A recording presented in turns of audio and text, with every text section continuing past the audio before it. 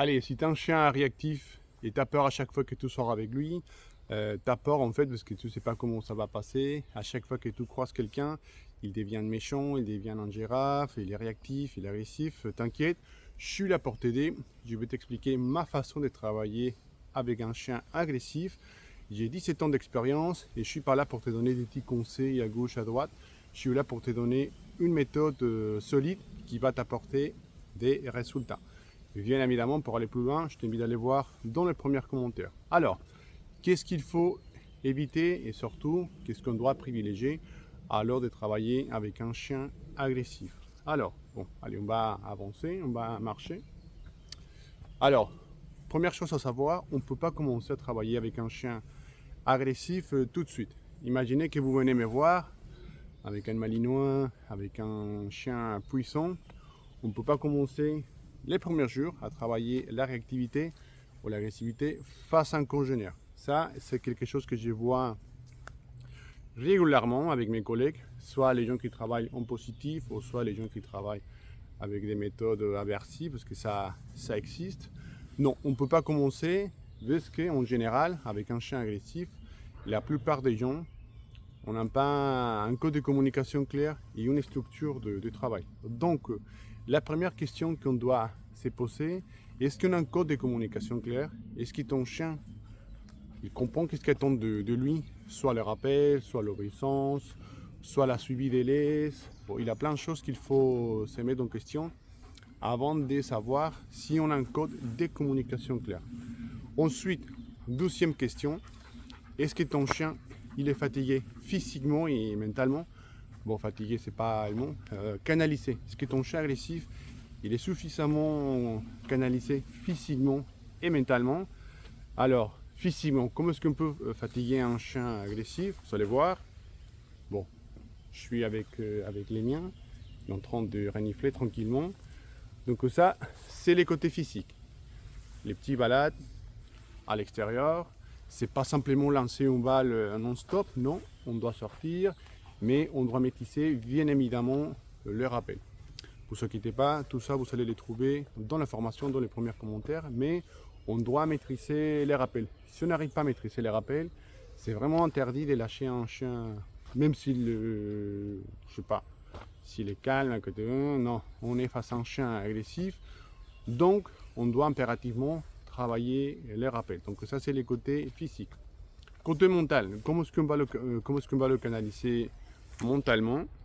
Bon, déjà les faits de les laisser renifler tranquillement, ça va vous aider énormément à le canaliser mentalement. C'est pour ça que moi, avec les gens qui ont des bergers belges malinois et un berger allemand, un chien puissant, on a beaucoup la tendance à les donner une balle et les laisser dans sa gueule la balle.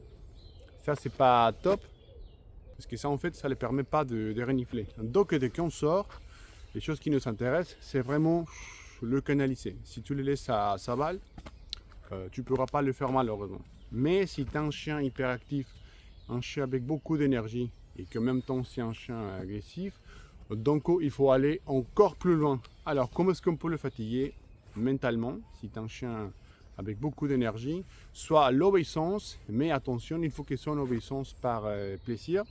Justement, vous allez voir dans les vidéos précédentes que j'ai fait, comment est-ce qu'on peut travailler l'obéissance en positif. C'est plutôt une obéissance dynamique, une obéissance qui va nous aider en même temps à travailler l'autocontrôle et la gestion d'émotions, et qui va nous aider à travailler aussi le lien et la complicité. Ne vous inquiétez pas, tout ça apparemment c'est hyper compliqué, mais justement je vous invite d'aller voir dans le premier commentaire ma formation, ou sinon vous allez voir plein d'exemples ici sur mon compte sur YouTube, afin de vous inspirer à faire la même chose concernant l'obéissance. Donc encore une fois, c'est une obéissance par plaisir. Il faut que ton chien soit heureux de travailler. Moi personnellement, j'adore travailler l'obéissance parce que déjà, ça va m'aider à fatiguer mon chien mentalement. On va faire un lien très fort. Et la même obéissance, je peux l'utiliser face à un congénère. Alors, donc c'est-à-dire que ça c'est le point numéro 3.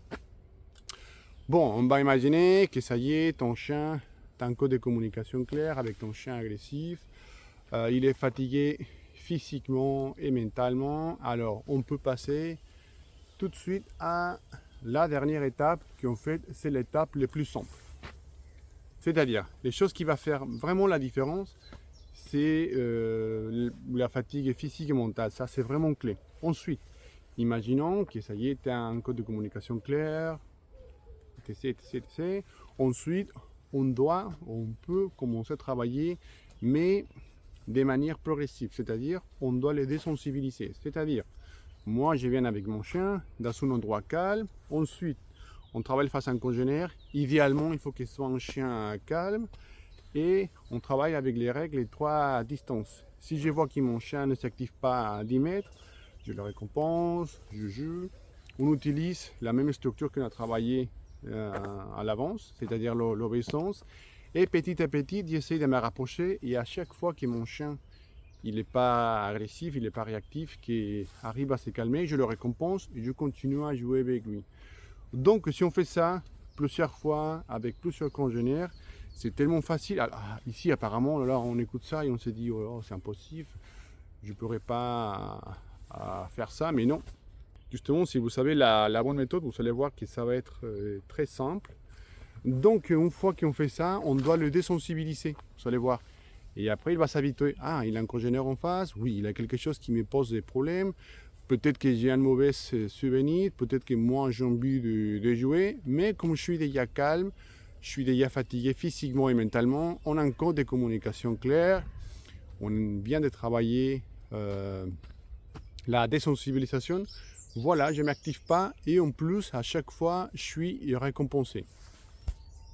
Donc, comme vous pouvez le constater, travailler avec un chien agressif, avec un chien réactif, on doit le faire étape par étape. On ne peut pas tout de suite commencer à travailler avec un chien agressif. Pourquoi? Parce qu'à chaque fois qu'il passe à l'agressivité dans sa tête, on va dire, son cerveau fonctionne d'une manière différente. C'est pour ça qu'il ne prend pas la friendlise, même si on s'énerve, que ça il ne faut pas le faire, il n'écoute pas, il fait qu'à sa tête. Justement parce qu'il n'arrive pas à gérer ses émotions, l'autocontrôle chez lui c'est nul. C'est pour ça qu'il faut travailler tout ça à l'avance. Et comme ça, vous allez voir des résultats. Mais encore une fois, ne vous inquiétez pas, si vous allez voir ma formation en ligne, vous allez trouver la manière de faire ça pour vous-même. Ou sinon, je me propose, on peut faire des séances en visio afin de vous donner des conseils personnalisés et vous expliquer étape par étape comment est-ce qu'on peut structurer la rééducation de votre chien agressif. Donc voilà, c'est tout pour aujourd'hui. Si vous avez des questions, n'hésitez pas à me laisser en commentaire. Pareil, si vous voulez, n'hésitez pas à me partager comment est-ce que vous travaillez la réactivité avec votre chien. Et on se voit la prochaine fois. N'hésitez pas à me donner un petit j'aime et à s'abonner. Allez, ciao!